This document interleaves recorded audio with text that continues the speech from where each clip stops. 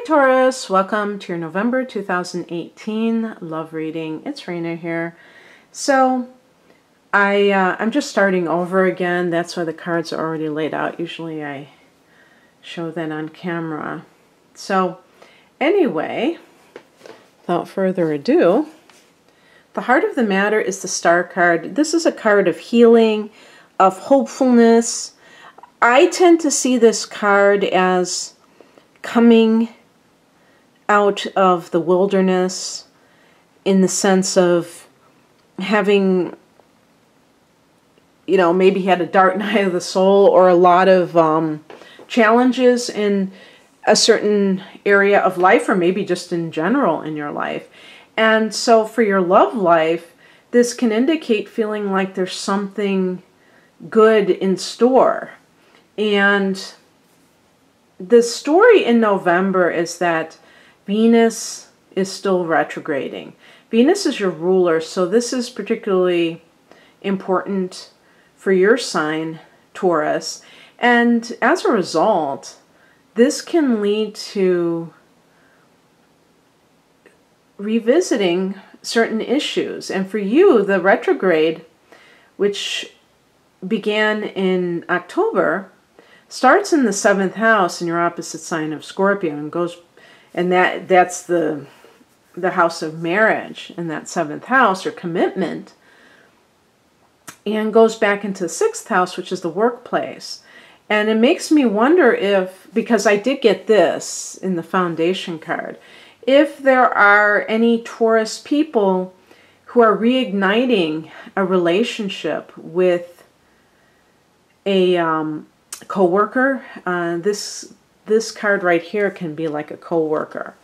I wanted to just make a note before I talk about the Three of Pentacles, is that the Star card connects with the sign of Aquarius, which is another fixed sign like Taurus, and fixed signs tend to have an affinity for one another even as they have their differences. And right next to the Star card is the Fool card. These are both major arcana cards.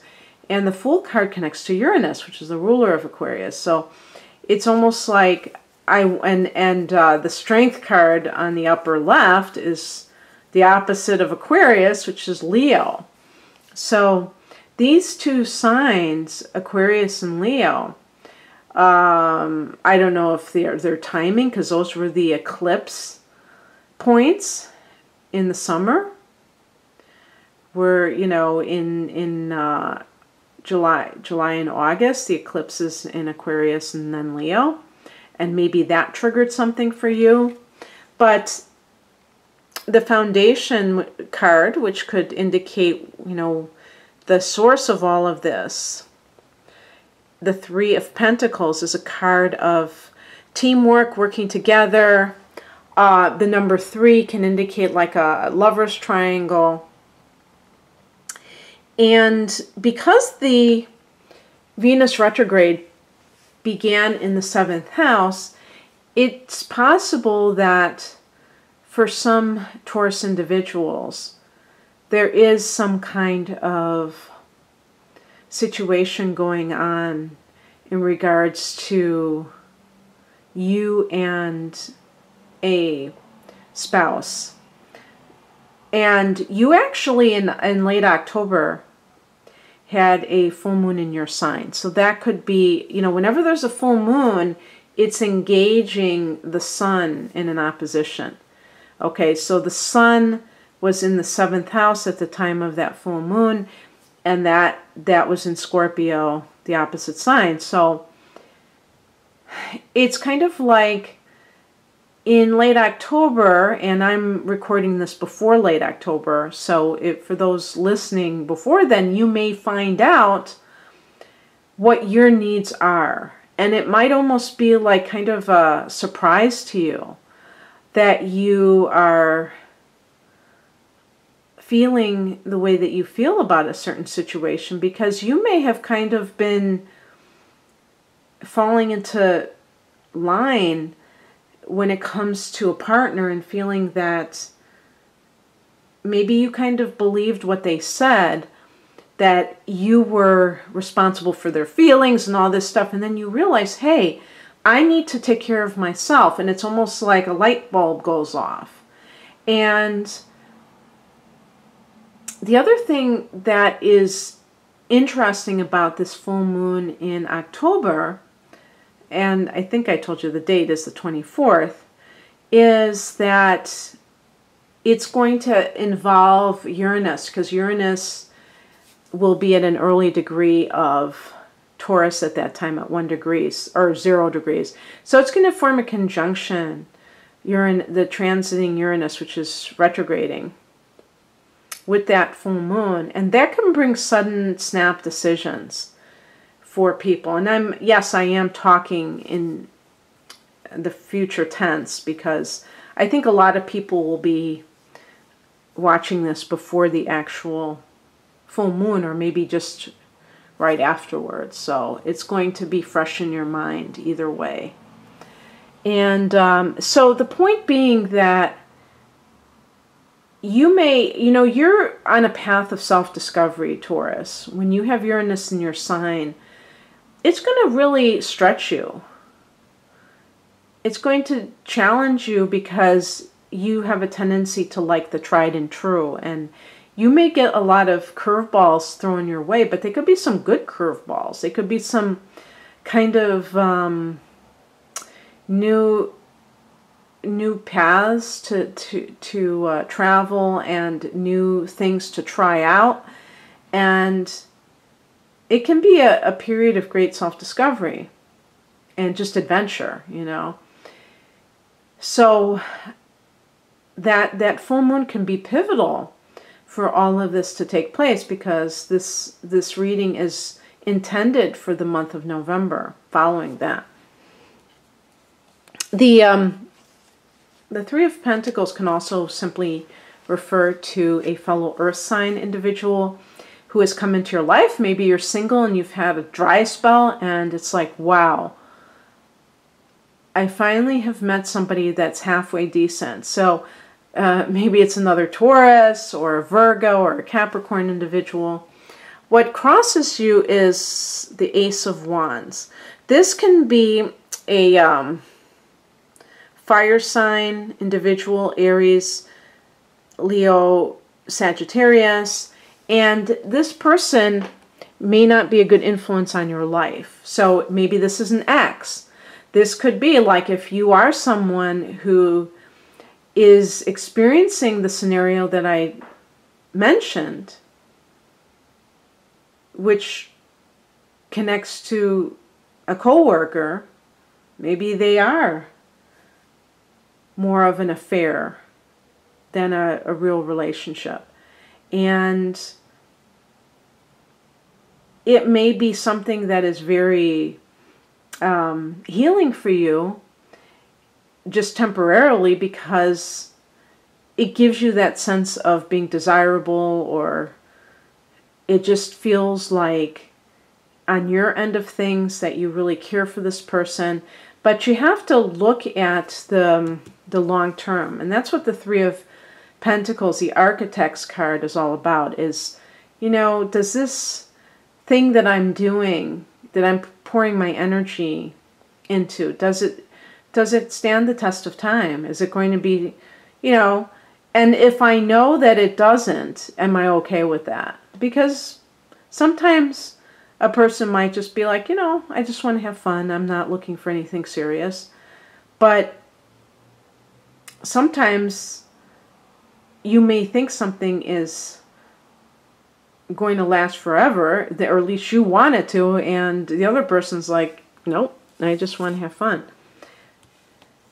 The spiritual message is the Strength card, and this is a card of Leo. So this could be talking about a Leo person. Again, this could be this individual, and this person may be a good person. Since this is a spiritual message, this person may be a wonderful individual, but perhaps the relationship that you have with them is not necessarily something that can last. Maybe this other person is married. Sometimes when Venus is retrograding, we're going over old ground, and we are trying to resolve something maybe. So if you had ended a relationship with someone and it never quite felt like it was really over, like there was still like loose ends, or it ended very abruptly and you never found out why, and then this person somehow contacts you and it feels good because you feel like, oh, you know, I thought that they were rejecting me, I guess they're not, but it's more of the same in some cases. But the Strength card ultimately could be that this Leo person is somebody who has your back. So it may not be even somebody romantic in your life, but perhaps it's a friend who's a Leo, who you've been neglecting because you've been involved with somebody else, and maybe you need to talk to this person for some reason.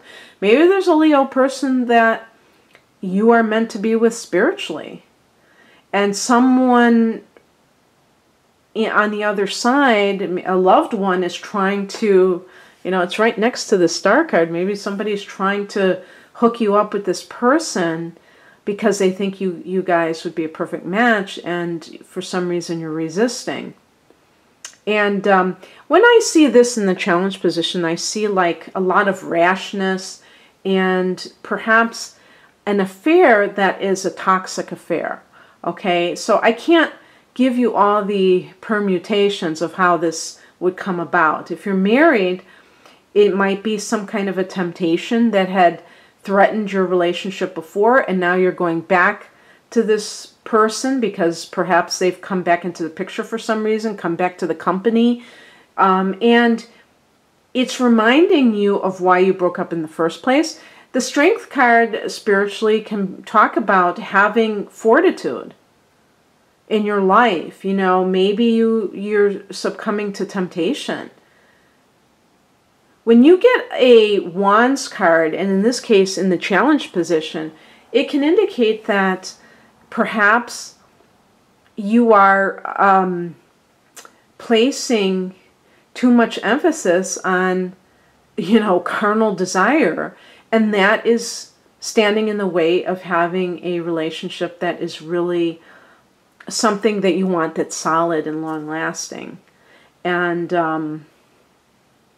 it can be very difficult to resist that because perhaps you have a strong connection to that person, even if it's just on the physical level, and it just feels like it's hard to resist. Now, I say again, you know, talking about marital issues, if you have marital issues, maybe you're even separated, and so somebody else coming back into the picture isn't necessarily you being underhanded. As a matter of fact, I don't even really see that. I don't see that you're sneaking around necessarily with someone. Maybe you've already kind of decided that, you know, if you're married, that you're not necessarily going to stay with your partner. Maybe you're in a trial separation. Where you're at this moment is represented by the Fool card. And this is like, even like on the psychological level, that you're ready to embark on a new journey in life. And you may not even have any idea where you're going. Again, this card is connected to Uranus, so this is really speaking to that Uranus and Taurus transit and how it will impact your life. When Uranus is in the first house, expect the unexpected. And if that makes you nervous, then hopefully by the time this transit is over with, you will have embraced more a more adventurous spirit, Taurus, because Taurus likes to keep things predictable. Because that's, you know, that's how you best function, or you think that's how you best function. But it's very easy to get into a rut. I'm Taurus rising. Okay, so it's something that I observe within myself. Even as I get older and my rising sign might not be as influential, I still can see it. But at the same time, it's like a backbone. It's like Taurus can be so dependable and consistent that you can have great success by doing the same thing over and over again. So it's not saying that, oh, that's terrible, but it is saying that you want to kind of have a dance between consistency and experimentation, where you say, I've kind of settled into this routine. What if I decide to do this differently? Somebody was saying, taking a different route. If you typically walk down a certain street every day to go to a store or to go somewhere else, to take a different route, to do something, because you might have different experiences. And something as mundane, as simple as that, is really kind of like rewiring your brain to not just crave the tried and true, in other words, And who knows, you might go down a different street and you might meet your soulmate. What's coming in is represented by the Queen of Swords. And to me, this is like really intuitively using your intuition, which is the feminine principle, to me associated with the Queen, to make decisions that are intuitively based. So it's not about cutting out emotions, but it's using emotions to guide you in the best possible direction. So for some Taurus people, this period of time in October and November will be a time when you will be assessing a primary relationship. For some of you, there may be some kind of a workplace romance that kind of comes back, flares back up, if you will, heats back up. And maybe this threatened your primary relationship in the past, and it's coming back for whatever reason. The other party comes back to the workplace. Maybe they were sent away and now they're back, or you just run into them or whatever. And the point is that there can be this sense of, it's a very interesting dilemma, because it may be that both directions are the past. Your primary relationship may have run its course. Maybe it can be salvageable, but perhaps it has run its course, and if you had an affair in the past and now it's coming back into the picture, you may simply have already known that your primary relationship was dead in the water, and so an affair was just kind of the aftermath of that. Sometimes people blame an affair for ending a marriage when the marriage was already dead. Even though the people were together, the marriage was already dead. Now, and that does not mean that I condone these kinds of things, but I'm just like giving a possible scenario. Another scenario is that you are simply not going to settle for less. You're not going to settle for an affair. You want something permanent, and so you're ready just to walk, and you're ready just to allow your feelings to guide you. But you are going to be logical about it. Sometimes people are guided by their feelings, but their feelings are very all over the place. The Queen of Swords, I think, is very focused on whatever it is that they're trying to make a choice about or what have you, and there's not that sense of being all over the map.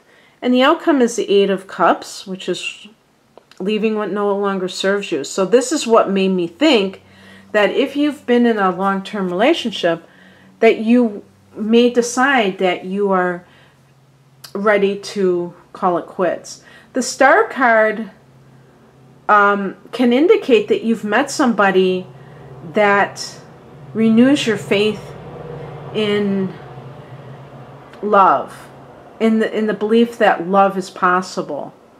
And who knows, maybe it is like a soulmate type of situation. But the thing about it is that this person, you know, I almost get the feeling that it's like a relationship that really never comes to fruition because there may be extenuating circumstances. Maybe the other person is married. And it's almost like you can only have a physical relationship because you don't have the ability to spend long periods of time with each other. The time is limited. And even though the relationship may not last, the value of it is it gives you hope. It lets you know that you still have it. You still can feel passion in your life. Because perhaps you were feeling really indifferent.